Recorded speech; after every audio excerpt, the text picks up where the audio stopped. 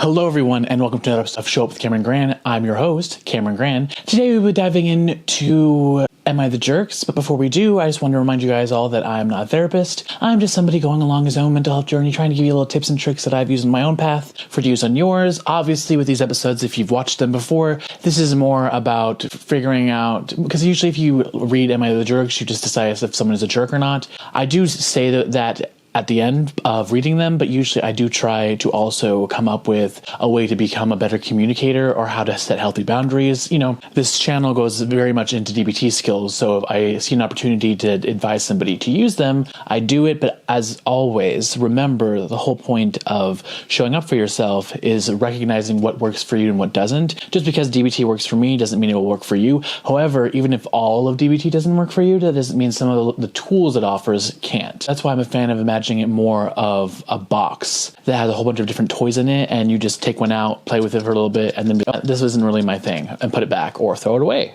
I mean, don't throw it away because, you know, we've all seen Toy Story 3 and that movie is just so sad. Right now, it's very good that you guys can actually smell me because I wore this shirt to go swimming. It's dry, don't worry, but it now smells chlorine. I'll have to do laundry. But if you're wondering why I'm a little bit more wrinkly today, that's why. Alrighty, with that, let's begin, shall we?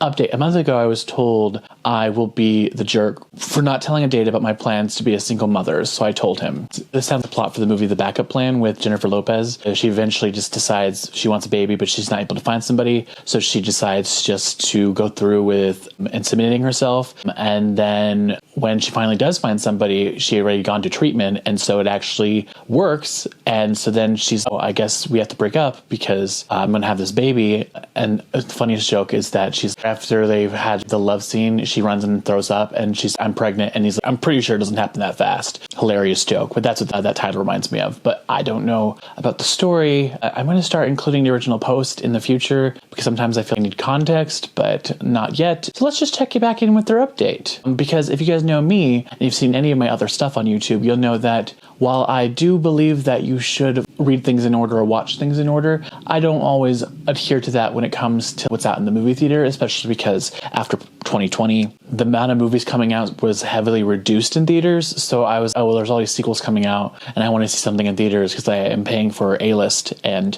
I want to make sure I'm using that because there's no point paying that much money for something if you're not going to use it. You know what? If it's a sequel for something or a remake, I'll just watch it. If I like it enough, then I'll go back and watch the original or the first one. It depends.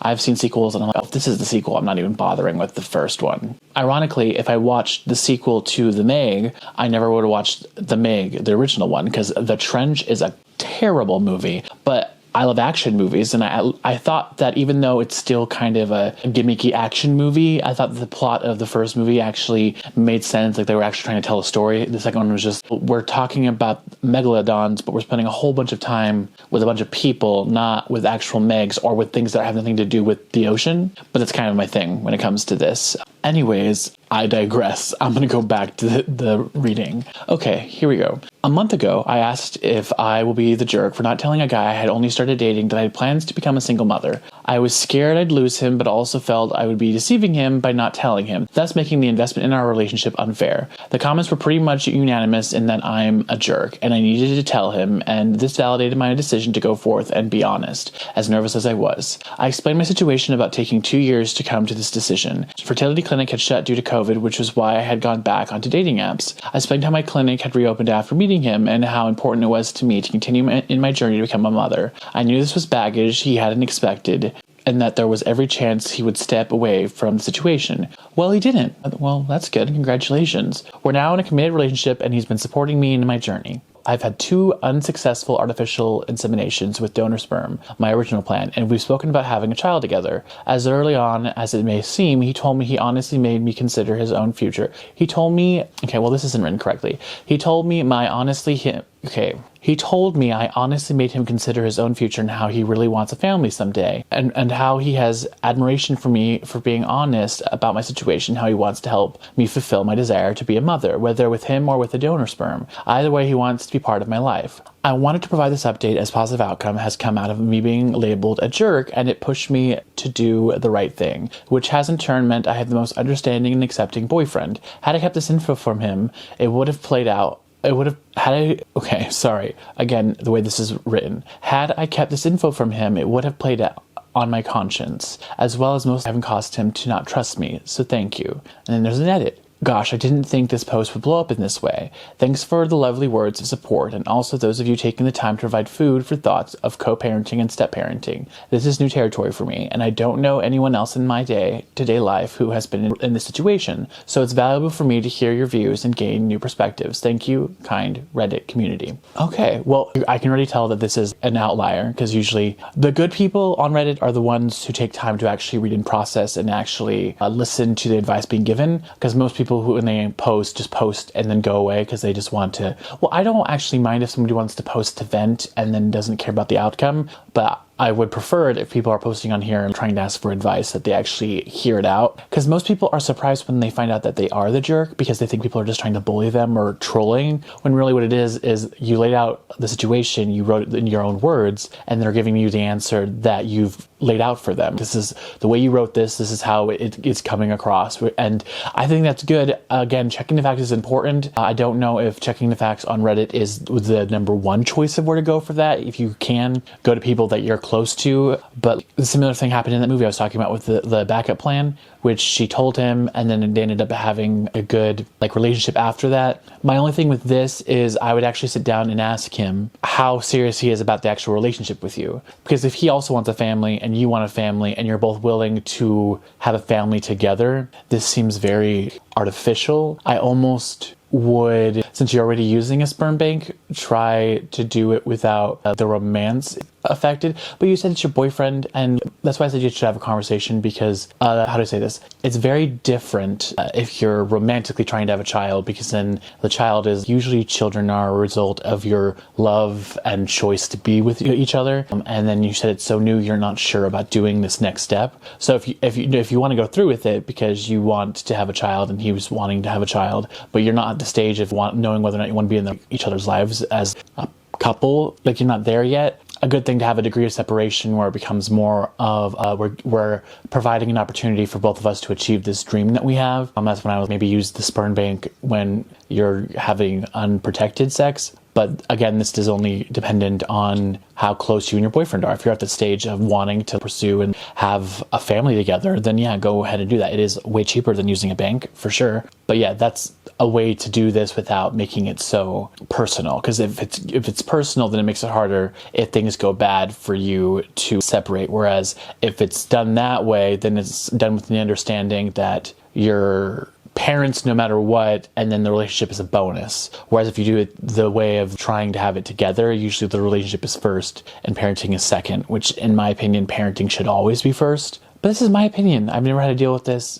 People in the comments, what do you think about this? I know it's been some time since they posted, so I'm sure that they've already done this and probably hopefully have had a child since then. It's sweet either way. It wouldn't be a premise for a rom-com if it wasn't something that was a beautiful thing to do for somebody.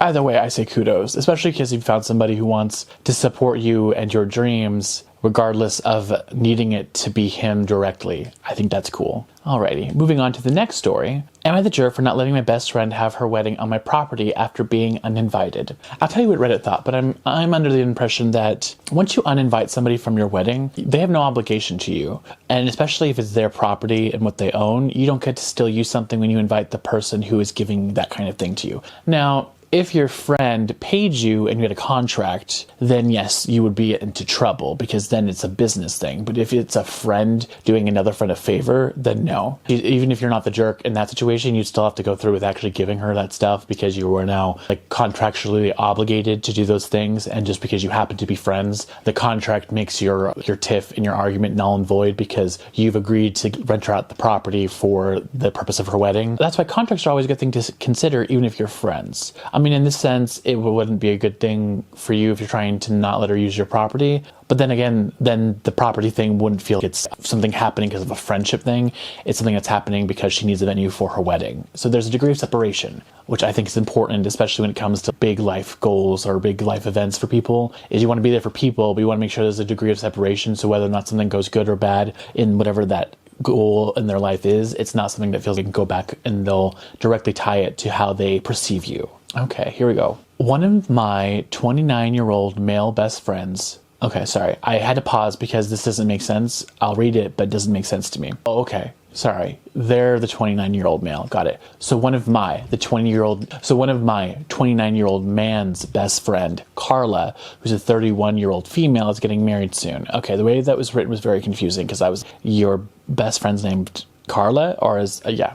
Anyways, moving on, because sometimes things are written weirdly here. Because this is, the internet. The internet doesn't have the same standards of communication like a book or, a news article where we actually care about grammar. Listen, you can hate grammar, but writing is a key part of communication. And I 100% believe that if you're communicating audibly with somebody, you can communicate however you want because it's more about the tone, the way that you're asking. As long as somebody can comprehend what you're saying, then I feel it's okay to do things however you are feeling between you and your friend group, because we all have those ways of communicating that works for us. But when it comes to writing, because usually with writing, it's when you're trying to share it with a massive amount of people, that's when grammar should be most important, because it's very hard to communicate without the benefit of tone. So that's when grammar is a huge benefit to us. Continuing on, it's only meant to be a small backyard type of wedding, but they've been planning it for a few months now, and originally it was supposed to be on my property. They wanted it because it's private, has lots of open space for the reception, a nice view of the house could be used for them to get ready and stuff. Of course I said yes. She and her fiance Rick were very happy.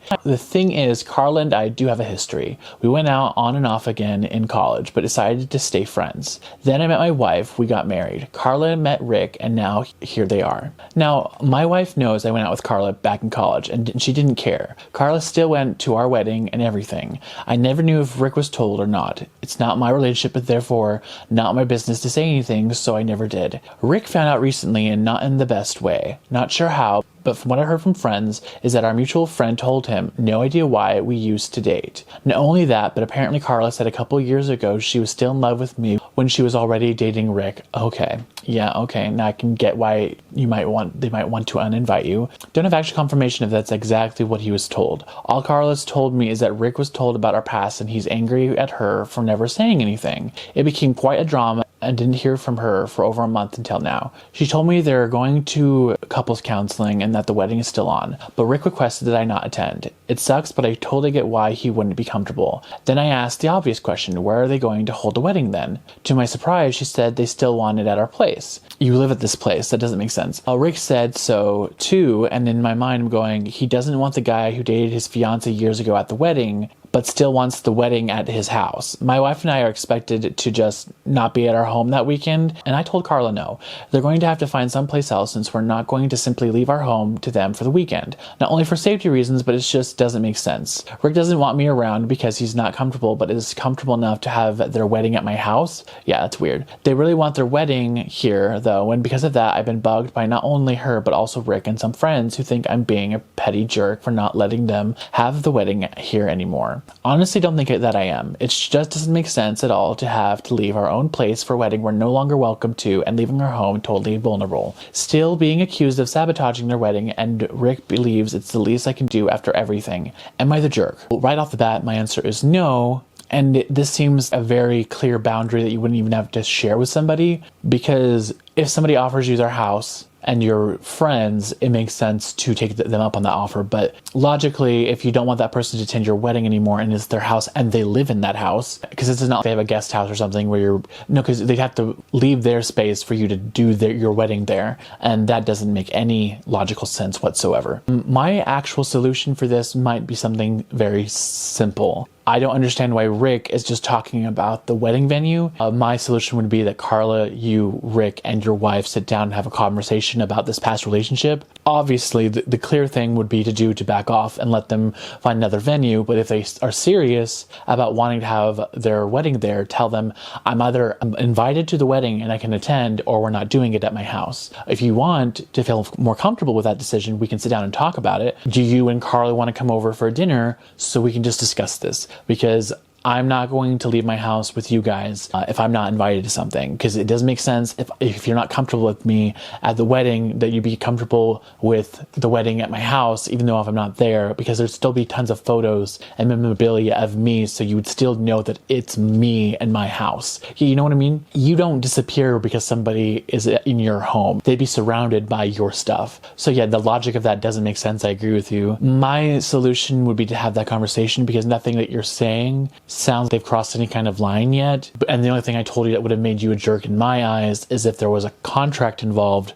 but you were doing this as a wedding favor. So therefore they couldn't say that at all. Okay, here we go. And it looks overall is on your side as well, because he was voted not the jerk. With that, let's move on to our next story of this episode, which says, am I the jerk for telling the girl who kissed my boyfriend for a play that she is desperate and pathetic? Based on that title, my instinct would have been to say, yes, you are. But let's read for context, because I've had people read into kisses on stage for no reason, because people who are not performers, who are actors, and sometimes even actors, don't have the degree of separation that you should have, because whatever a character does is not you as a person doing it, which is why I get upset with people on the internet when they reach out and DM actors and are threatening their lives because they're playing a villain who's a terrible person. And that only bothers me because I'm like, you as a human being should know that this person is a human being and not the person that they're portraying. This happened to the really smart character in like the later seasons of The Walking Dead.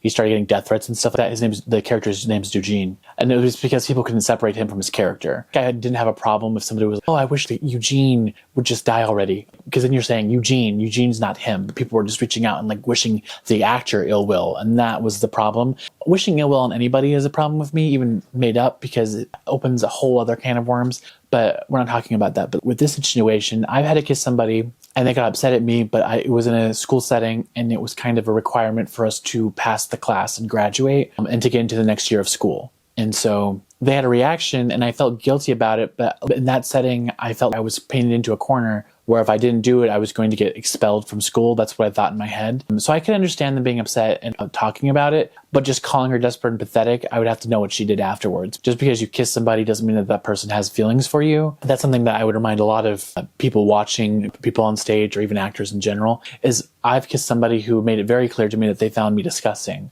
before we kissed. And then we went into a scene and the director said, make out. I was okay, I guess we're making out. And I didn't, and I could have made out in a lighter sense of the word make out, but she was just so rude and telling the entire staff and film crew how disgusting, and I was, why are you telling all these people that you find me disgusting? If you want to go home to your boyfriend, fine, but we're working here and you're telling everybody we work with that you have this opinion of me. And that's not cool. So I kind of was you know what? If I'm disgusting, then she better be ready for the most disgusting makeout session of her life, because that's what we're here to do. And I'm going to do it full out. And if it's too much, I'll let the director tell me. And according to him, it's what he wanted. So I was, oh, okay. I'm glad we got what the director wanted. But it was just one of those things, because I'm not the one who put something down in the script. I'm not the one who wanted to do that. So I'll keep those kind of opinions to yourself, in my opinion. But let's actually dive into the story and see what she read as being desperate and pathetic. Okay, a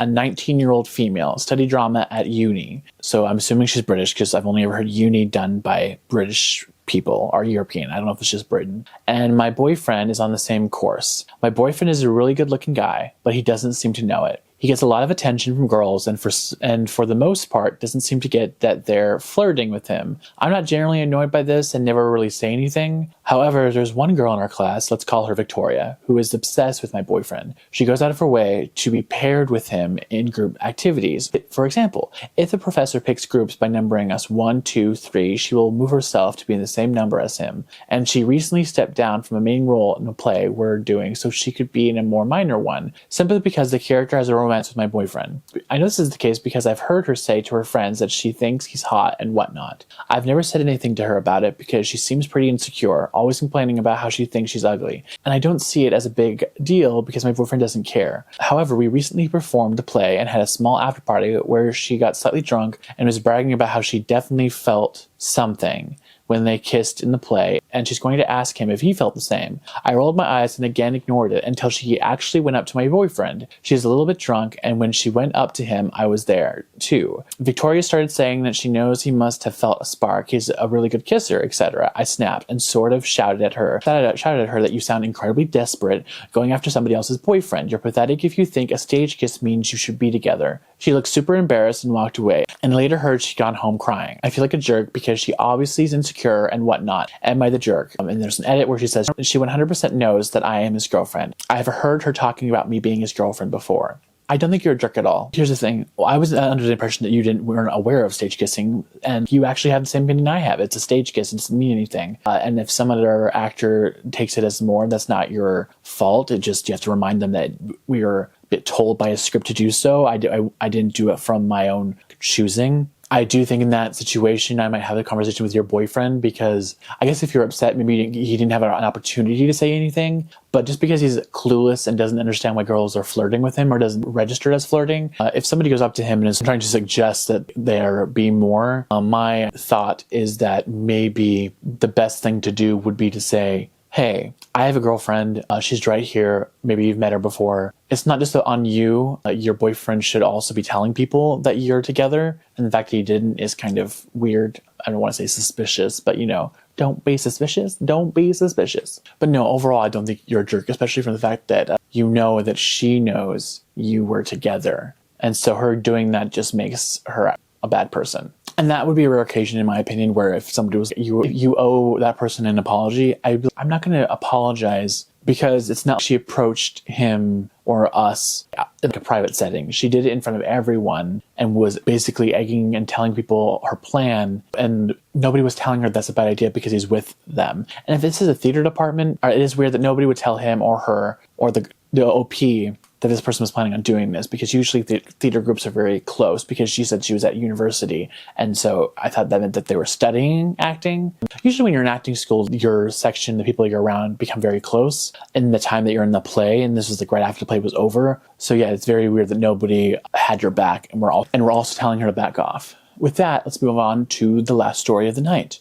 Am I the jerk for jumping out of a bathroom window to avoid my mom's attempt at forcing a reunion between me and my ex-fiance? Okay. Reminds me of Lady Bird, where she wanted to avoid her mother trying to have a conversation with her, so she just jumped out the door right into the road, which also happened in Night You Pray Love. It happened in the Steve Carell movie with Ryan Gosling also, which came out before Lady Bird. So I was like, I didn't know this is a thing happening recently, where everybody is when a conversation is so awkward, you just jump out a moving car, which is very unsafe, and you're basically risking death, which is why movies are dramatic. Don't do that, kids. But here, also, I don't know where this bathroom is, but hopefully it's on the first story, because if it's in the second story, you're also risking injury. Okay, so it starts off by saying some backstory. I had been dating my ex-fiancée, Sarah, for 4 years. We'd been planning to get married in November of 2020, but I found out at the start of this month that she cheated on me. She begged me to give her another chance, but I broke it off. The problem was that being cheated on is, in my mind, completely emasculating and humiliating. So I never told anyone that was the reason we broke up. For obvious reasons, Sarah also didn't tell people we broke up because she cheated. So people have blamed me for the breakup, including my mom. They just see that I dumped her out of the blue. I've gone very strict, no contact with Sarah after I discovered she was cheating on me. She has been talking with my mom and has convinced her that if we could talk one more time, we would be able to reconcile. My mom has been applying hardcore pressure on me to talk with Sarah, but I've explained that there's no chance we will ever get back together. So tonight I go over to my mom's place because she's hosting family for Christmas Eve. On Christmas Eve, your mom lets this happen? I'm there for a bit talking with my aunts and uncles and cousins when the doorbell rings and I can see it's Sarah. I ask WTF is going on, and my mom says she's invited Sarah so we can work this out in the spirit of the holidays. Well, I'm pissed now because the only way to explain my side of the story is to tell everyone I was cheated on. Complete humiliation in front of my whole family. So as my mom goes to the front door, I go to the bathroom.